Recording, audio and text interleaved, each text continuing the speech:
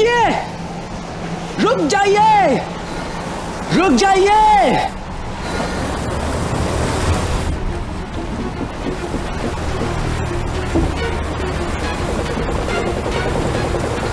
रुक जाइए।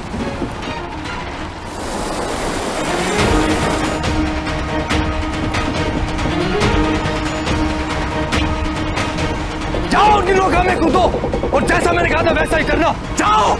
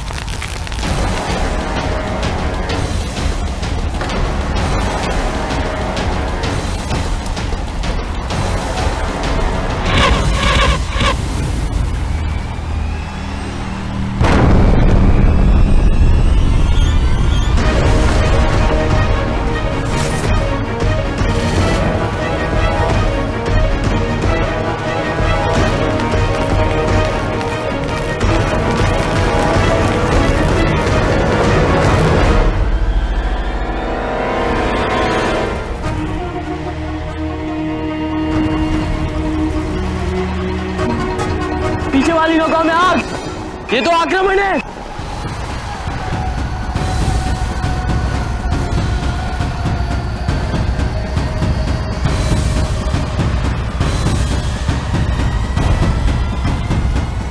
मेरी सारी सेना खत्म हो गई।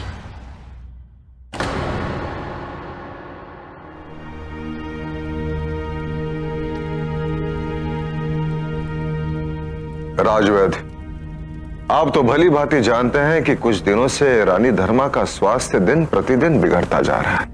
प्रथम मुझे लगा कि अशोक की विरह के कारण उसके चिंता के कारण होगा, किंतु आज सुबह उन्हें उल्टियां होने लगी।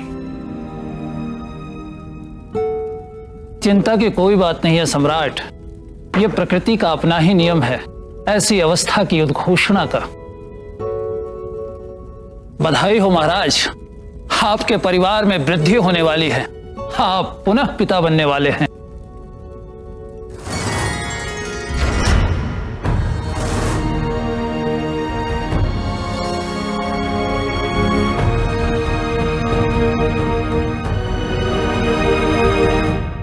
पर आपको इनका विशेष ध्यान रखना होगा।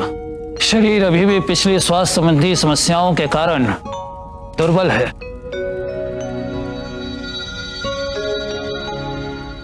पहले मैं अकारण इनका ध्यान रखता था, अब आपने तो मुझे एक बहुत बड़ा कारण दिया है।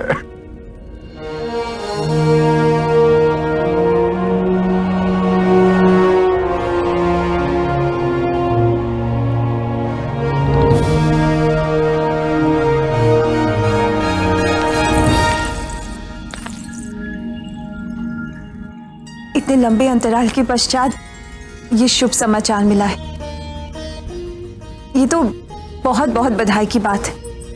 आपके लिए भी और हमारे लिए भी।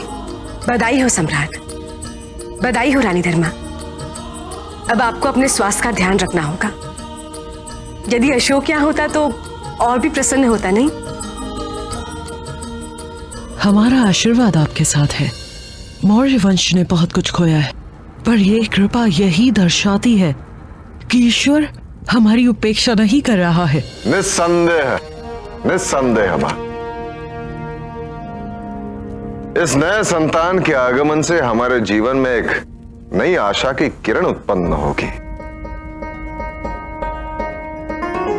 इसमें कोई विघ्न, कोई भी बाधा उत्पन्न ना हो, इसके लिए हम एक पूजन करना चाहते हैं। हमारी ये इच्छा है कि आप सब मिलकर इस पूजन की तैयारी करें। अवश्य।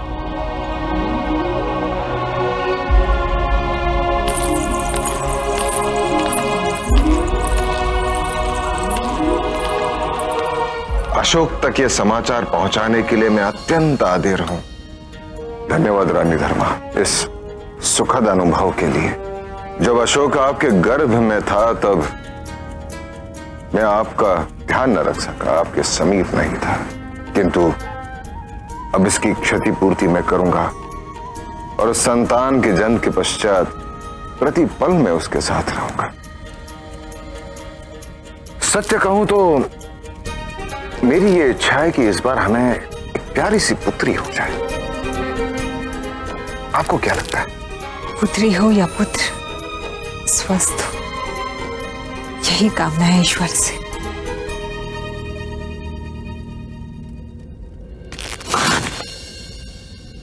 इतनी कठिनाइयों से उस अशोक को मृत्यु की ओर ढकेला और अब एक और नई संतान आ रही है और कठिनाइयां लेके। आप इतने चिंतित क्यों हो रहे? उसको तो अभी जन्म लेने में समय है, और वो भी कौन सा जन्म लेते ही सिंहासन में बैठने योग्य हो जाएगा।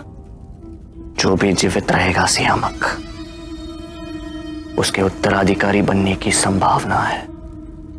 समस्या समस्या समस्या, ये समस्या का अंत क्यों नहीं होता? जीवन है तो समस्या भी आती रहेगी।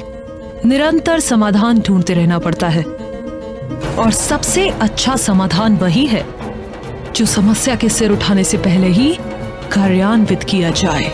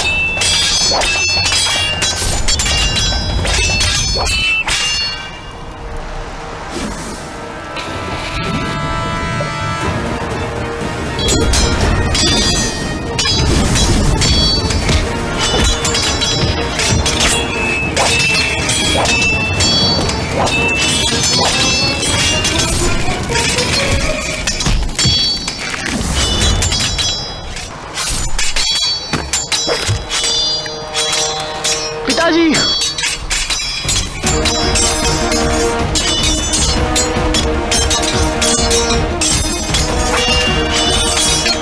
इतने सैनिकों के बीच एक बालक, निसंदेह यही अशोक होगा।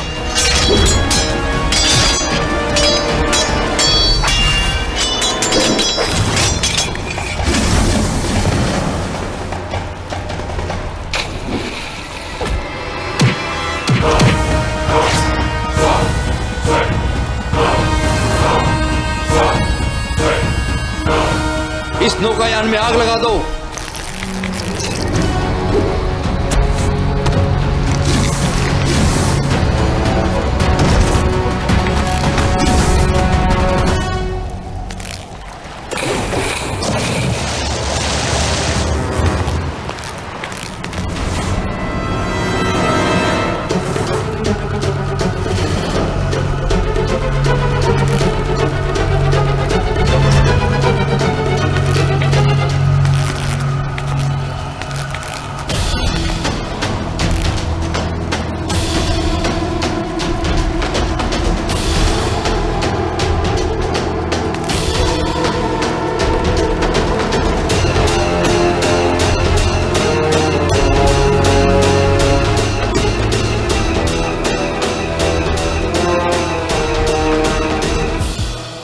तक्षशिला का प्रतीक चिन्ह?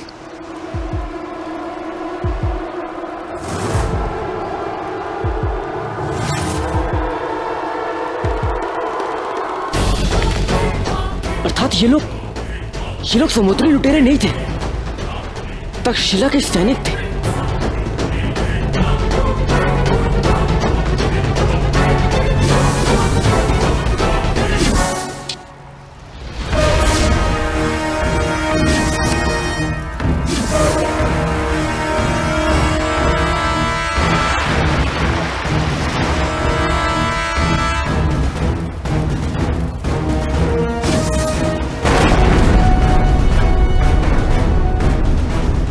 अशोक, अशोक!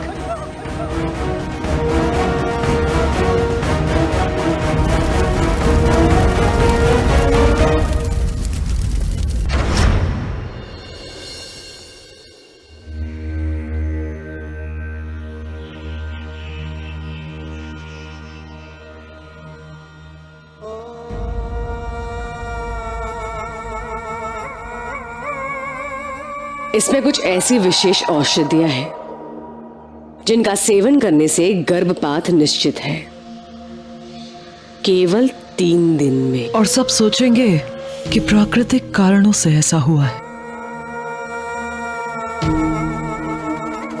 सुनो, इसे हवन के समीप रख दो।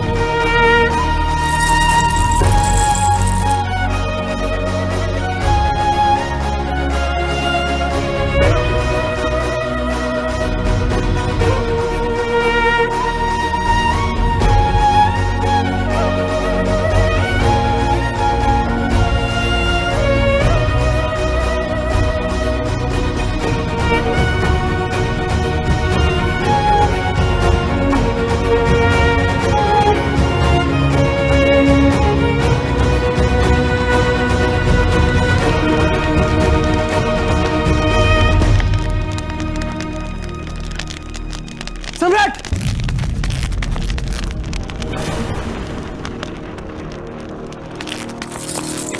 क्या हुआ राधाकुंड? वो अशोक! क्या हुआ अशोक को? क्या हुआ उसे?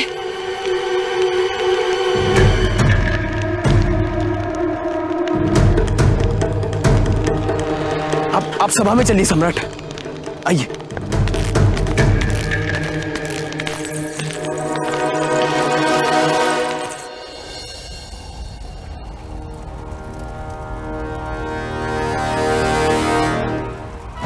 आप लोग रात में इस नौकायान में थे, पता चला है कैसे हुआ? हम तो तक्षशिला से स्वयं कुछ दिनों से दूर हैं, पर जिस तट से हम नौका में सवार हुए वहां हमें यह जानकारी अवश्य प्राप्त हुई थी कि मगध का भी एक नौकायान वहां से होकर निकला था। कुछ भी निश्चित रूप से नहीं कहा जा सकता है। संभव यही है कि धुंध के कारण नौकाध्यक्ष को आने वाले संकट का आभास ही नहीं हुआ। किसी के भी बचने की संभावना नहीं लगती है। तक्षशिला पहुंचने पर ही इस बात की पुष्टि होगी। हम तक्षशिला शांति और अहिंसा का प्रसार करने जा रहे हैं और यहाँ मध्य समुद्र में ही अशांति और हिंसा का आरंभ हो गया है। ऐसी हिंसा से विचलित होना स्वाभाविक है, किंतु हमें इस हिंसा को अपनी यात्रा का एक और सत्य मानकर अपने लक्ष्य की ओर अग्रसर होना चाहिए, क्योंकि यदि हम इस पर अपना ध्यान केंद्रित करेंगे तो नकारात्मक विचारों से भरते जाएंगे। शांति और अहिंसा के प्रसार के लिए हमें सकारात्मकता की ओर अग्रसर रहना चाहिए।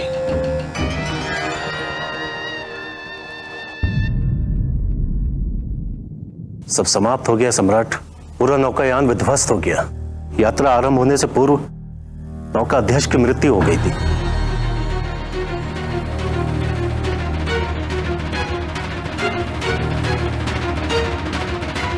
राजकुमार अशोक को तक्षशिला पहुंचने की शीघ्रता थी और इसलिए उन्होंने दिवंगत नौकाध्यक्ष के पुत्र को नौकाध्यक्ष घोषित कर दिया। राजकुमार ने शीघ्र तक्षशिला पहुंचने के लिए गति बढ़ाने का आदेश दिया और हम घनी धुंध में प्रवेश कर गए। दिखाई नहीं कि सामने एक और नौकायान था और जब तक आभास हुआ तो बड़ी देर हो चुकी थी।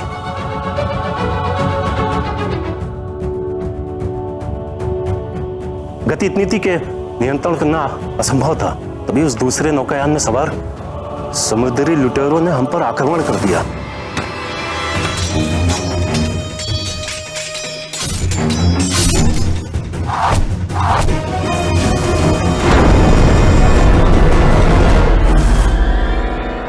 अशोक कहाँ है? अशोक कहाँ है?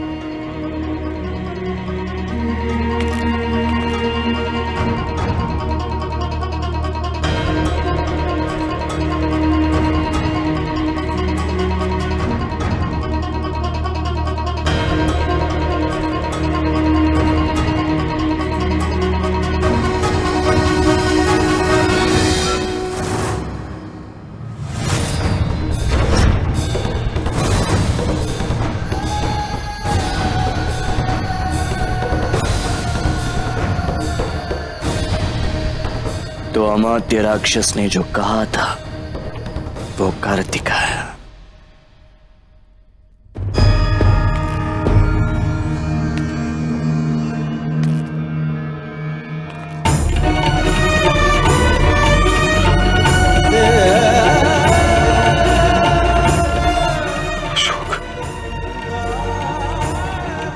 अशोक मेरा पुत्र,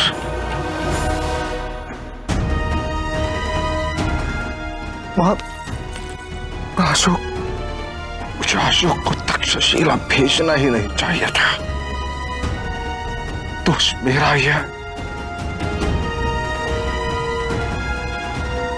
मेरे कारण आज मेरा पुत्र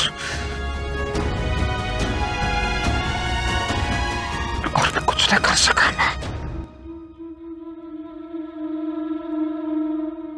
कुछ नहीं हुआ है अशोक को, कुछ नहीं हुआ है।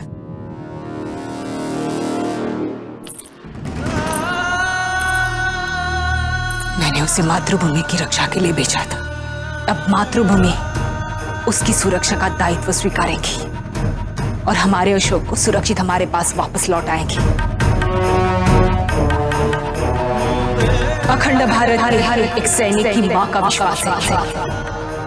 अशोक जीवित है।